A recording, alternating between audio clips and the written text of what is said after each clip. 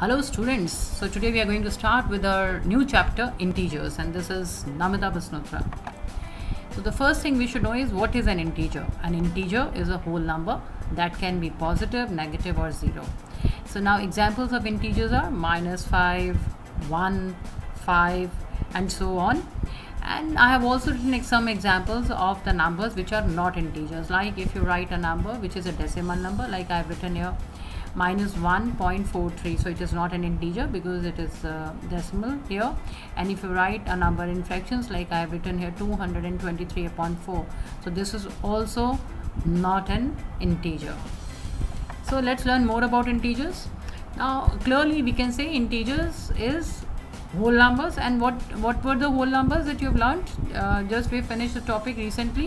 Whole numbers are 0 and the positive numbers, and to that you add the negative numbers also, or 0 and the positive integers plus the negative integers. The whole group makes it integers. And there is one more thing that you should know is that 0 is neither a negative number nor a positive number. So it is neither a negative integer nor a positive integer, isn't it? So 0 is so nice, keeps himself balanced.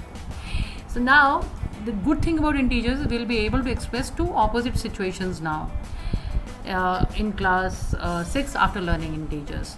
So for example, I have some faces over here clearly, so I can express them now. Till class 5 we used to just count the faces and write the answer, but now I can clearly express them as opposite because these are the sad faces. Can you see? So how many sad faces are there? 2. So if I write just 2 here, and if I write, and how many happy faces? If I write just 3 here, so I don't see that emotion here, isn't it? So to add that emotion, I can write here the plus sign. So these are my happy faces and these are my sad faces, you see. So I can express two opposite situations now with the help of integers. So now looking at it again, we used to count in whole numbers straight away the apples. 1, 2, 3, 4, 5, 6. So there are 6 apples. But now let me make some apples rotten here. Can you see this? Okay. Now, and if now I have to express this in integers, I can clearly express them counting how many good apples are there. 1, 2, 3, 4. So I know they are good apples. May I take it as positive or negative? Good apples, I'll take it as positive. So that means I have +4 as good apples, and the rotten ones are -2. See, so integers help us to write just using symbols of plus and minus, and then we can express two opposite situations. So learn more about integers. I have now a small exercise for you, which in which you can express and choose whether this situation will be negative or positive. So looking at it, let's start.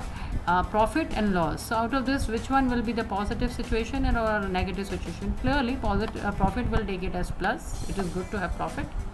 And loss will be minus. And after that, whatever the number is there, so you see integers has two things in it. It comprises of two things. One is the symbol and then the number. So now if I have to write it whole, I will write plus, then I'll write it as rupee, then you put the unit if it is there in the question, and then the number. So I can express this number in the form of integers. I can express loss also in the form of integers by writing minus and then my rupee symbol. Okay, and after that, how much it is? 25. So similarly, you can also express. So the last one is where you will see two opposite situations here, east and west. Like we have two opposite situations here. So sometimes we have two opposite directions over here. So you have to choose at which direction you're taking it as positive and which direction you're taking it as negative. You can take any direction as positive. So here if I take east as my positive direction, so that means I will write here as plus 20 kilometers. I can write here. So if I take this as plus 20, so that means now west is the opposite direction. So clearly I have to write it as -40 kilometers. So don't forget to write the units here. So unit, and after this I have one very special activity for you. So let's go to the next screen. So here this is an integers game, and what you have to do is that you have to count after the music starts that how many happy faces are there, how many sad faces are there, and after that you will be making an integer of that and writing an answer. So what will you choose? A happy face to be a plus, positive one, or a negative one? So choose the happy faces as a plus or a sign or a positive integer, and let's choose the sad faces as the negative integers. So are you ready? Shall we begin?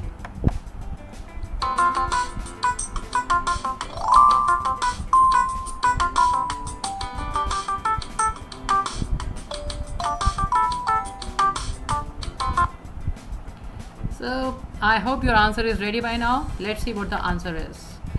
So we have here -8 and +9 is the answer. That means we have the happy faces are 9 and the sad faces are 8.